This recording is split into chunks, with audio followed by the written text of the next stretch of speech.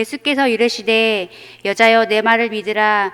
이 산에서도 말고 예루살렘에서도 말고 너희가 아버지께 예배할 때가 이르리라. 너희는 알지 못하는 것을 예배하고 우리는 이것 아는 것을 예배하노니 이는 구원이 유대인에게서 남이라. 아버지께 참되게 예배하는 자들은 영과 진리로 예배할 때가 오나니 곧 이때라. 아버지께서는 자기에게 이렇게 예배하는 자들을 찾으시느니라.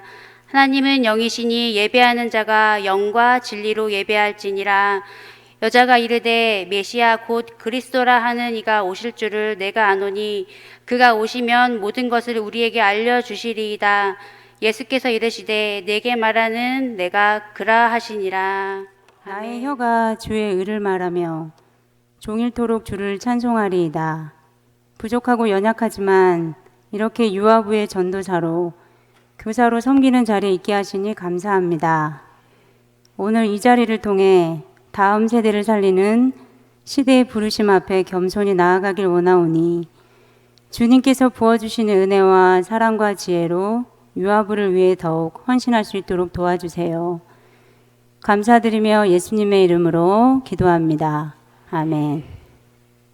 안녕하십니까. 저는 유아부 전도사입니다.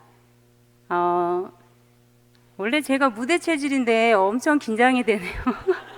이 또한 지나가리라. 저는 유아부 전도사라서 우리 친구들은 설교를 10분을 넘으면 안 됩니다. 그래서 제 설교도 10분을 넘지 않습니다. 네.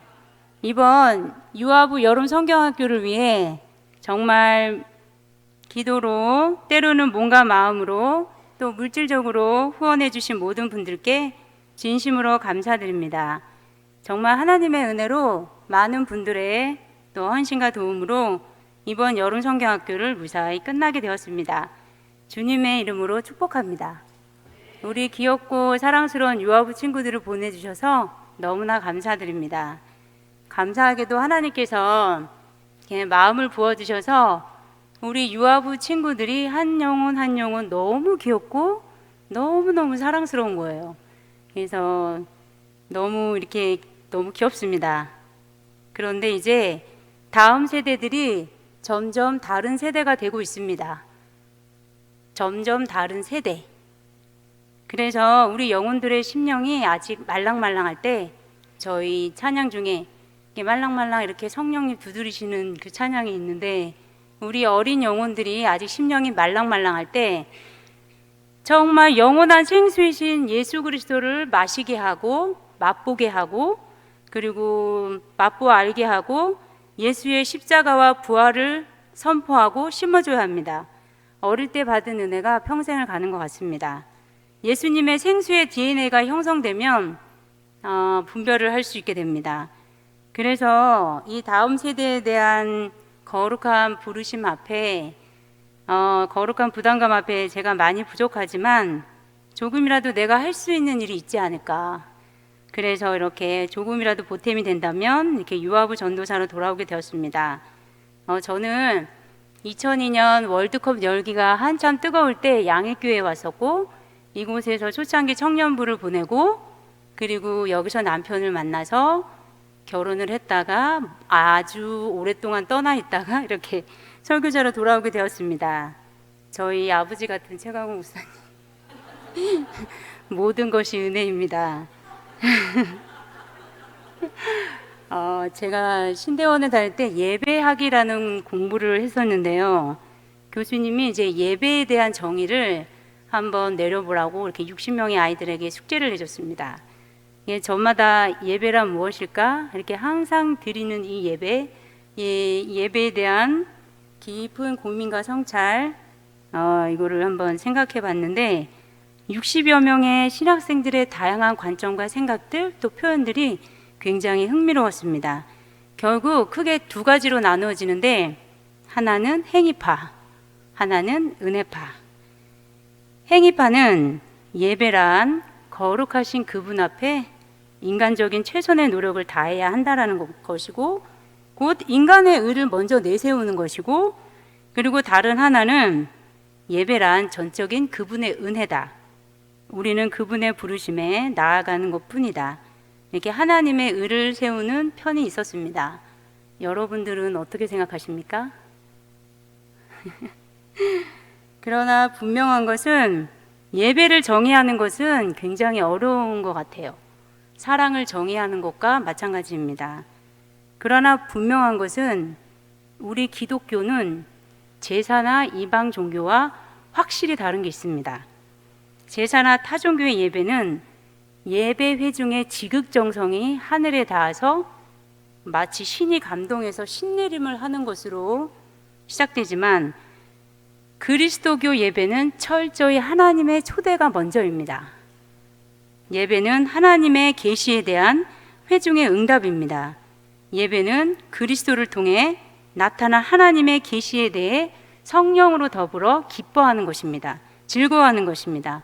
우리는 하나님을 아는 만큼 예배할 수 있습니다. 예배하는 만큼 하나님을 더 알게 됩니다. 특별히 좋은 표현들이 이렇게 있었는데요. 사실 무당들이 제일 기도 많이 하시는 거 알죠? 그들은 이제 육적인 기도를 제일 많이 합니다. 그리고 그들의 의식은 정말 대단해요. 그리고 예배 드리는 자세는 우리는 그들을 따라가지 못하는 것 같습니다.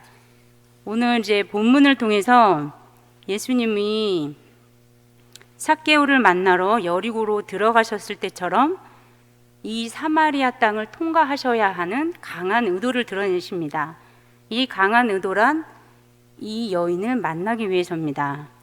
오늘 본문은 예수께서 야곱의 우물가에서 이 수가성 여인을 만나주는 내용인데요.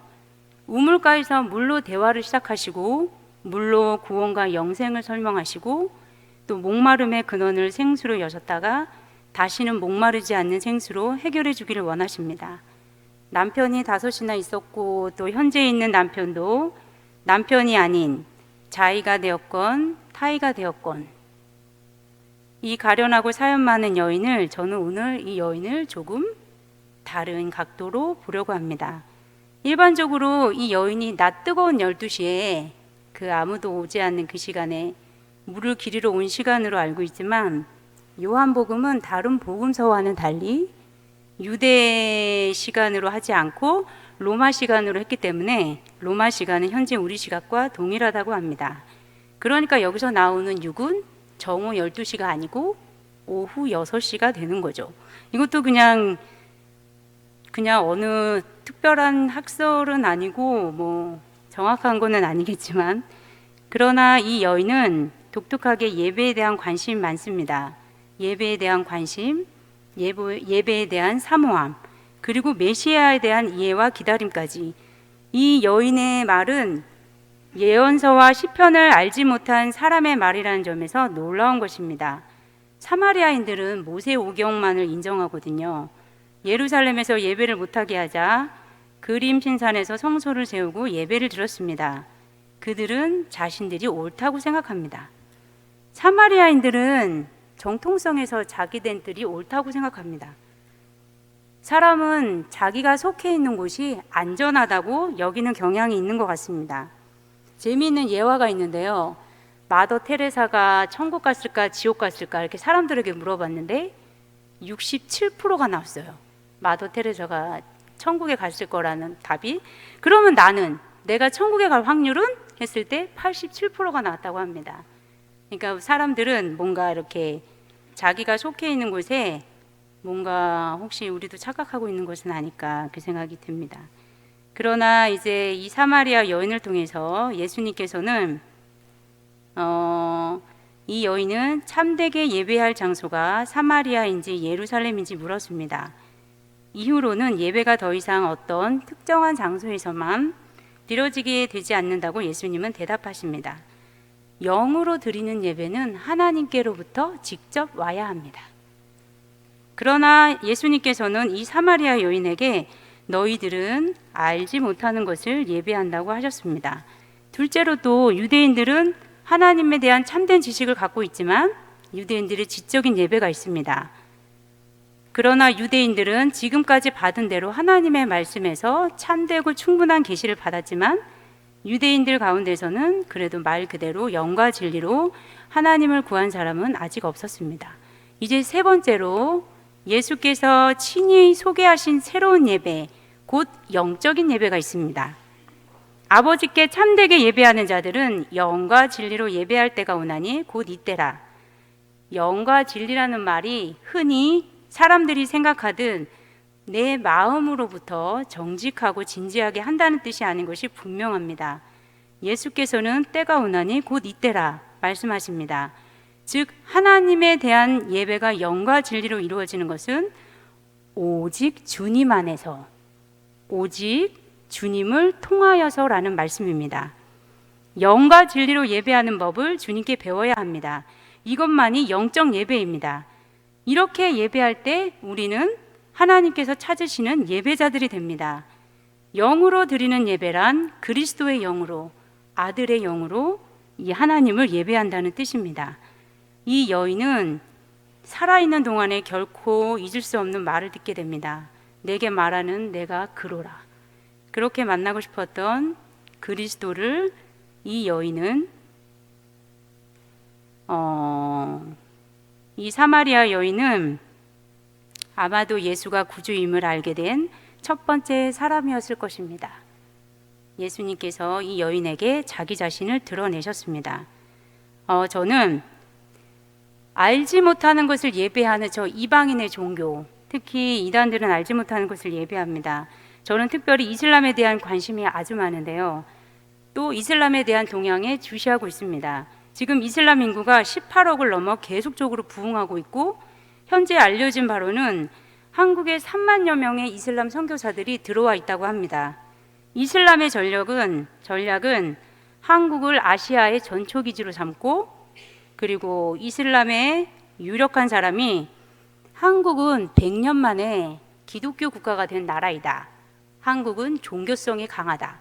그래서 100년 안에 이슬람화 시킬 수 있다. 이런 계획을 가지고 우리 한국을 먹으려고 하고 있습니다.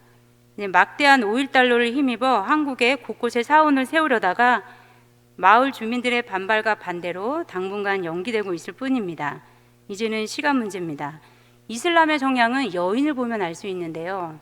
이슬람이 약하거나 세속적인 곳은 여자들의 자유와 복장이 굉장히 자유롭습니다. 그러나 진짜 이슬람이 강한 곳을 가면 여인이 히잡을 쓰고 있는데 눈까지 가립니다. 그리고 진짜 이슬람이 강한 곳은 시장에 가면 남자들이 장을 본다고 해요. 여자들은 집에 있습니다. 이렇게 안타깝게도 그들은 알지 못하는 것을 예배하는데, 우리의 한국의 최대 종교의 싸움은 이슬람이 되지 않을까 해서 저는 이슬람에 대해서 많이 관심이 많습니다. 자, 이렇게 해서 장자크 폴만은 예배에 대해 이렇게 정리했습니다. 예배란 복음의 요약이고 교회의 포지이며 세상에 대한 위협과 약속의 시간이다. 여기서 복음의 요약은 그리스도의 과거, 현재, 미래의 사역을 모두 포함하는데, 곧 구속의 역사적 과정을 영원히 새롭게 확인하며 또 그리스도께서 성령의 역사로 그의 일을 수행하시는 확인하고 영원히 반복적으로 확인하는 것입니다. 세상에 대한 위협과 약속은 하나님의 의보다 인간의 의를 앞세우는 세력에 대한 도전의 시간입니다. 공중권세 잡은 자들이 현재 질서를 위협하기 때문에 예배자들은 나라의 임하옵시며라고 세상의 종말을 청원하는 것으로 해석합니다. 이렇게 예배자는 예배에서 희망을 표현하면서 동시에 세상의 심판을 부르고 심판받을 것을 요구한다고 설명합니다. 하나님의 의보다 인간의 의를 앞세우는 세력에 대한 도전. 우리는 왜 주여 주여 하는데 목이 마를까요? 알지 못하는 것을 예배하고 있지는 않을까? 영과 진리로 드리는 예배는 오직 하나님의 의를 내세우고 오직 예수 그리스도를 통해서 오직 그분의 의를 찬양하는 것입니다. 이것이 참 예배입니다. 그것이 영과 진리로 드리는 참 예배입니다. 깊은 산속 옹달샘 누가 와서 먹나요? 예수 그리스도의 이 옹달샘, 우리 귀여운 유아부 친구들이 아침마다 눈 비비고 일어나서 맑고 맑은 옹달샘 물만 먹고 가도 됩니다. 이 은혜의 강가에 이 맑고 맑은 옹달샘에 예수 그리스도를 심어주고자 우리 아이들에게 마음껏 예수 그리스도의 그분의 의와 그분의 하신 일들을 선포하고 가르쳐 주고 싶습니다. 기도하겠습니다. 주님, 영과 진리로 예배하는 일이 사람에게서 나오지 않고 오직 하나님에게서만 나온다는 것을 가르쳐 주옵소서. 영과 진리로 드리는 예배는 때와 시기에 맞는 일만이 아니라 우리의 무지를 깊이 알게 하시고 내 자신에게는 하나님께 드릴 아무것도 없음을 알며 또한 내 구주이신 주께서 어린아이처럼 하나님께 가까이 나오도록 가르쳐 주옵소서. 감사드리며 예수님의 이름으로 기도합니다. 아멘.